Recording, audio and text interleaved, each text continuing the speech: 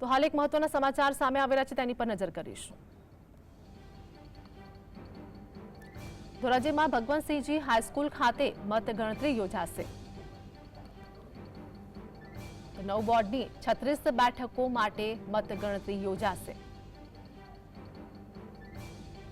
ચુસ્ત પોલીસ બંદોબસ્ત વચ્ચે મતગણતરી યોજાશે। તો 9 વાગે મતગણતરીની શરૂઆત થશે। ગત ટર્મમાં ધોરાજી નપામાં કોંગ્રેસનું શાસન હતું। ધોરાજીમાં ભગવંતસિંહજી હાઈસ્કૂલ ખાતે મતગણતરીનું આયોજન તે પ્રમાણે ચુસ્ત સુરક્ષા બંદોબસ્ત પણ ગોઠવાયો છે। ધોરાજી નગરપાલિકાની ચૂંટણીના અનુસંધાને આજે મતગણતરી નવી ભગવતસિંહજી હાઈસ્કૂલ ખાતે શરૂ થઈ રહી છે।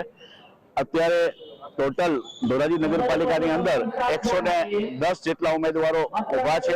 એમનું ભાવિ બપોરના 12 વાગ્યાથી 1 વાગ્યા સુધીમાં લગભગ જાહેર થઈ જશે અને ધોરાજીનો માહોલ એવો અત્યારે કંઈક નવું કરવાની છે। અત્યારે હાલમાં ગુજરાતની અંદર ભારતીય જનતા પાર્ટીની સરકાર ચાલી રહી છે, ત્યારે પણ અહીંયા ભાજપનો અસંતોષ હોય એવું પણ જાહેરમાં જોવા મળી રહ્યું છે અને ક્યારેક કેટલા ઉમેદવાર કોના ચૂંટાય એનું ભાવિ લગભગ બપોરે 12 થી 1 વાગ્યા સુધીમાં આવી જશે। કિશોર રાઠોડ, GSTV, ધોરાજી।